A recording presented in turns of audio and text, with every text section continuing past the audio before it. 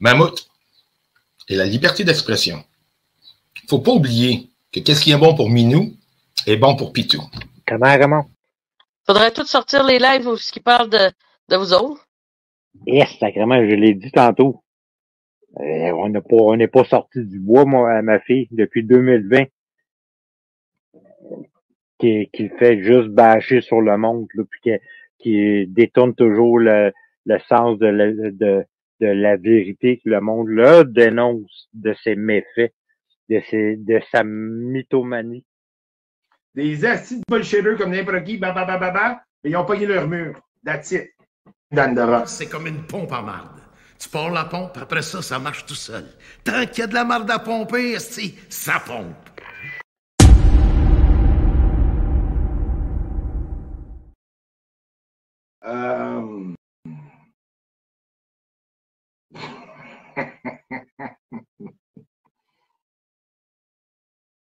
Il y a des sujets, des fois, que, moi, vous confiez ça, là, je l'ai dans la tête.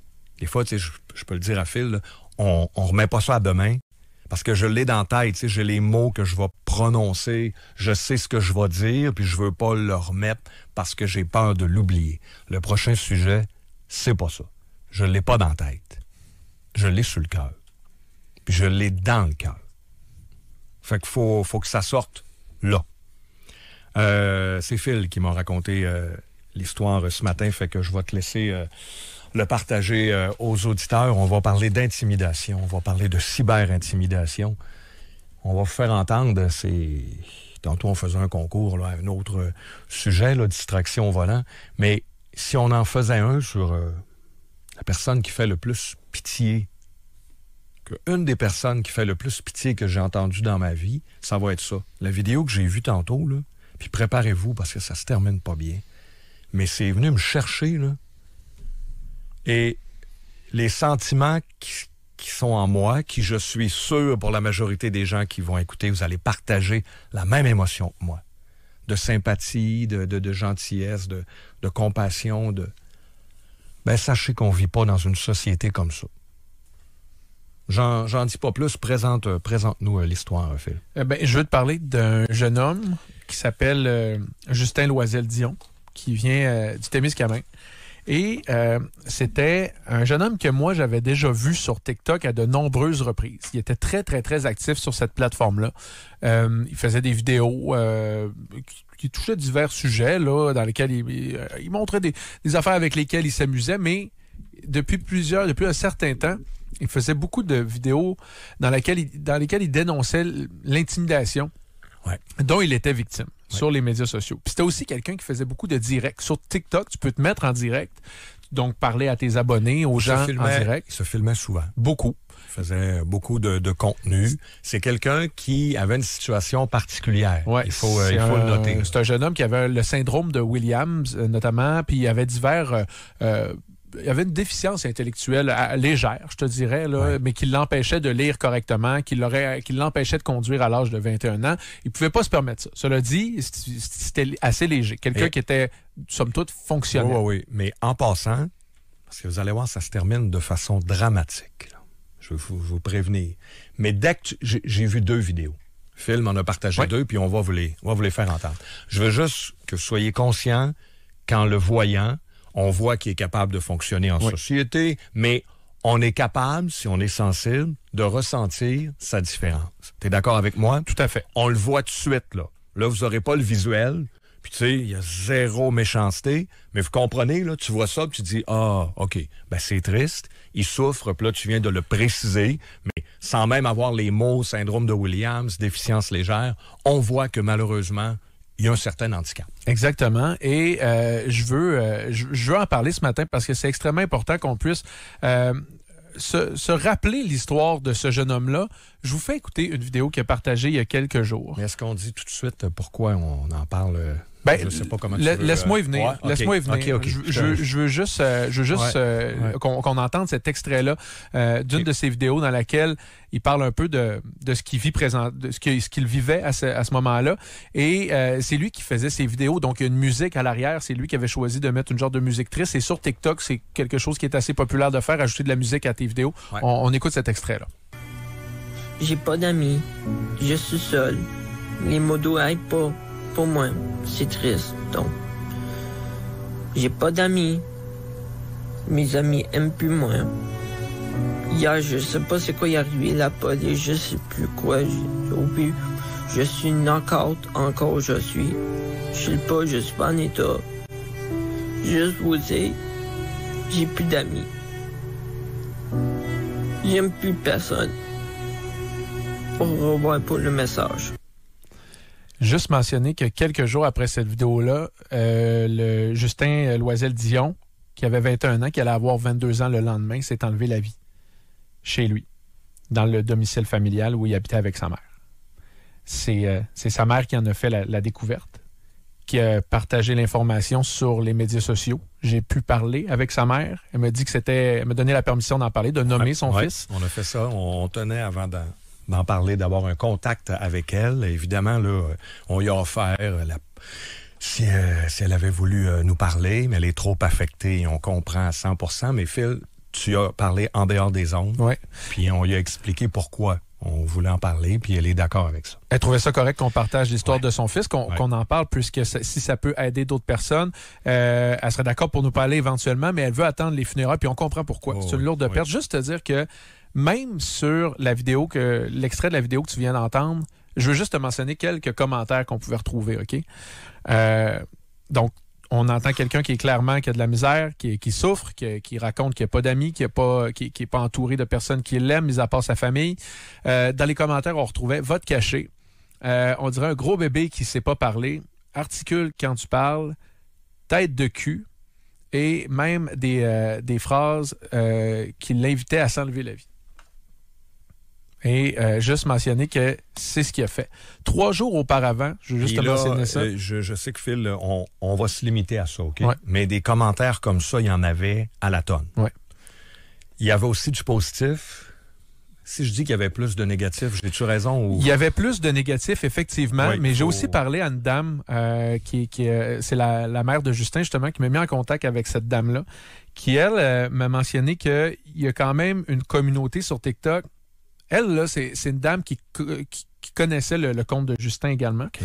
Puis qui me dit qu'hier, il y a eu plusieurs lives qui ont été faits de plusieurs personnes qui tenaient à rendre hommage à Justin. Donc, elle voulait pas que cette plateforme-là ne soit dépeinte qu'en négatif, même si c'est difficile à croire là, lorsqu'on lit des commentaires comme ça. Le monde est positif, la ouais. majorité. Mais ça existe, il faut en être conscient. Là. Ouais. Il y a du mauvais monde. Ce que je trouve le plus triste, tu dis que cette dame-là rappelle qu'il y a aussi du beau. Ouais. Parce que là, effectivement, aujourd'hui, il y a beaucoup de commentaires élogieux avec de la compassion. Énormément. Aujourd'hui, oui. Après qu'il se soit enlevé la vie, il y a des amis. Ouais. Là, il y en a. Ouais. C'est un peu tard. Il y a aussi plusieurs personnes qui sont allées retirer les commentaires. C'est un peu tard. Ouais, les commentaires déplacés qu'il avait écrit à l'endroit de Justin. Juste à dire que 3 jours auparavant, il était allé à l'hôpital parce qu'il était en détresse psychologique. Ils l'ont laissé sortir après 3 jours seulement aussi. Donc, je sais que la famille envisage... Il y a une question à ce niveau-là aussi. Oui, il y a un questionnement à avoir. Et quand il allait à l'hôpital... Sa souffrance, il l'a même déjà partagé un peu sur les réseaux sociaux. Je pense qu'on a un extrait. Oui, il y a un extrait de ce jeune homme-là qui est dans l'ambulance là, après l'avoir appelé lui-même. Puis, comme je te disais, il avait toujours ce réflexe-là un peu de filmer oui. Parce que... Il est tout seul. Il est tout seul. C'était sa manière un peu de socialiser puis d'avoir des contacts avec certaines personnes. On écoute la deuxième vidéo. Évidemment, vous comprenez que Justin avait une certaine difficulté au niveau de l'élocution, mais il raconte un peu ce qu'il vit à ce moment-là. Je suis dans l'avion chez les amis. C'est pas facile. Je pleure beaucoup.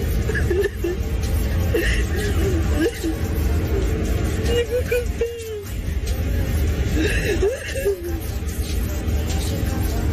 Beaucoup de peine. Ça va pas bien. As-tu remarqué comment il appelle les gens, comment il les interpelle sur les réseaux sociaux? Dis les amis. Il les appelle encore mes amis. C'est ses amis. Il le dit dans l'autre, il n'y en a pas, mais sur les réseaux sociaux, il pense qu'il y en a. Puis là, il est dans l'ambulance, il souffre, ça va pas bien, il pleure, puis il « Hey, mes amis », puis Ouais. Et là, aujourd'hui, ses amis sont là. Là, c'est une vague de commentaires élogieux. Je dis pas que c'est hypocrite, mais c'est trop tard. Si, je sais pas comment vous vous sentez, 25226, je vous invite à réagir.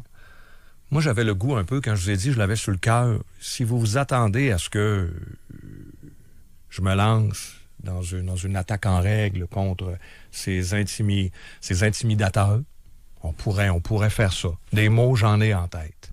Des phrases, des épithètes méchantes. Je pourrais faire ça. Je vous entends, hein? Je vous entends dans votre char, dans votre maison. Je sais que vous en avez peut-être crié des sacs puis des mots méchants, mais j'ai pas le goût d'aller là. Ça donnera rien. De répondre à la haine par la haine, je crois pas à ça. Je vais quand même dire de quoi. Je sais qu'on vit dans une société aujourd'hui où l'apparence est super importante. Vous avez tous jugé ce jeune homme-là de par son apparence, tous les mots que tu as dit tantôt, là, hein? Fait que je sais pas si c'est toute une gang de belles personnes qui se montrent sur Instagram et ailleurs, des gens parfaits qui s'en sont pris à lui en raison de son physique, son apparence. Je vais me contenter de vous dire que vous êtes très laid en dedans. Vous êtes laid en dedans. Vous allez l'être encore demain en passant. Même si vous retirez vos messages puis vous êtes hypocrite, vous allez être encore laid en dedans. Mais je vous souhaite pas de mal. Je vous souhaite juste de l'amour. Je vous souhaite, si vous êtes dans cette gang-là, s'il peut y en avoir un jour qui m'écoute, là, puis qui a fait ça à l'endroit de ce jeune homme-là qui vient de s'enlever la vie, là, sors dehors, prends une marche, arrête d'être en crise dans ton char, là. Fais pas ça, là, les vidéos. Va dehors, puis marche. Contacte donc un ami aujourd'hui, puis dis que tu l'aimes, puis etc., puis que tu t'ennuies. Va, paye-toi ta bouffe préférée, OK? Garde-toi. Commence par t'aimer toi-même, parce que c'est sûr que tu t'aimes pas, là. Si t'es laid de même en dedans, là, ton miroir, le matin, te le montre pas, mais de temps en temps, t'as une petite voix, là. T'es laid en dedans. Mais tu peux te racheter encore. Commence par avoir des amis, commence par trouver de l'amour autour de toi, ça peut être de la passion, garde-toi un peu, fais-toi plaisir, reviens ça traque. Parce que il y a des gens qui ont du sang ses mains un peu, là. Selon moi. Je sais pas si ça mériterait une petite enquête, je sais pas qu'est-ce que ça donnerait, mais s'il y a des gens qui ont clairement souhaité sa mort sur les réseaux sociaux, tu l'as lu, oui. Là, il retire peut-être les messages, mais ça laisse des traces. Et il s'est finalement enlevé la vie. Et il n'est pas tout seul. Lui, il s'est beaucoup exprimé, on a sa souffrance, on l'a dans des clips, tout ça, on l'a. Il y en a plein d'autres qui souffrent en silence. Les gens qui intimident, si vous pensez que je veux pas les envoyer en dedans, je veux pas, c'est pas des cas de police, c'est des cas de se remettre sa traque puis de retrouver l'amour de soi ou des autres ou du prochain ou de. C'est juste ça que je vous souhaite. C'est pas méchant, hein? À un moment donné, il faut que ça s'arrête. Oui. Puis je veux juste ajouter 2-3 petites affaires. Vas-y. Déjà, pour faire du pouce sur ce que tu dis, moi, ce qui me vient me frapper là-dedans, c'est se mettre en gang sur quelqu'un qui est déjà hypothéqué par certains problèmes, qui n'est pas né avec les mêmes chances que vous. Ouais. Ça, je trouve ça vient briser le cœur. Deuxième affaire, c'est pas sa mère qui me l'a mentionné, ça, lorsque j'ai discuté au téléphone avec elle. Je me suis fait mentionner par quelqu'un par la suite. Ouais. Il y a un GoFundMe qui a été créé par quelqu'un qui est en contact avec la mère de Justin parce que cette dame-là envisage de vendre sa voiture pour être en mesure de payer les frais reliés aux funérailles de son fils. Donc, moi, je ne veux pas vous pousser vers le GoFundMe. Si ça vous intéresse d'avoir le lien, écrivez-moi au 25226. Sur base volontaire, je vous le transférerai. Puis, évidemment, pour finir, on le mentionne toujours, mais ça peut être tellement important, évidemment, s'il y a des ressources, surtout en lien avec les médias sociaux. S'il y a des gens qui sont touchés, puis il y en a qui nous écoutent, puis qui vivent ça actuellement. Il y a des ressources. Il y a Tel Jeune, 1-800-263-2266. Puis également, il y a la ligne d'aide en cas de crise de suicide, le 988, et le Centre de prévention du suicide de Québec au 418-683-4588. Si vous voulez nous parler, n'hésitez pas. Si vous nous écoutez à la radio et que vous souffrez présentement, ça se peut que la radio, lui, là, ce jeune homme-là, c'était l'Internet, c'était TikTok, c'était ça. C'était avec ça qu'il se connectait en pensant qu'il allait se faire des amis, en pensant qu'il allait tisser des liens, puis ça servirait contre lui. Mais si vous écoutez la radio actuellement, 670-9330, si vous voulez nous parler, que ce soit personnellement, en dehors des ondes ou en ondes, n'hésitez pas, on est là. 418-670-9330. Sinon, Phil a donné les coordonnées, Tel Jeune et autres. Espérons que tout ça, à chaque fois qu'on en parle, on a pris la peine de téléphoner à sa mère pour expliquer notre démarche. Moi, je suis ceux qui pensent que ça peut faire du bien d'en parler. C'est juste, il y a du monde qui allume, là, c'est un peu hypocrite, mais la personne qui retire son message, la personne qui aujourd'hui se sent mal, elle a peut-être déjà fait un petit bout de chemin. S'il y a des gens, il y en a qui vont vouloir aller voir sur TikTok ces vidéos, puis avec de bonnes intentions là, pour partager la souffrance ou autre. Est-ce que c'est encore là ou ça a été enlevé, Phil? Son compte existe toujours. Ah, ouais? C'était Stitch sur TikTok. Il était quand même... Combien de gens voyaient ces vidéos? Hein, il était suivi par des milliers de personnes. Pas en bas de 10 000 personnes, mais c'était quelqu'un qui était assez... Sur TikTok, au Québec, c'est... Je te dirais une crowd, une gang assez... tu les vois passer. C'est pas une grosse gang, mais quand tu défiles, il y avait beaucoup de personnes qui avaient vu passer ces lives et qui s'y étaient intéressées pour les bonnes ou les mauvaises raisons.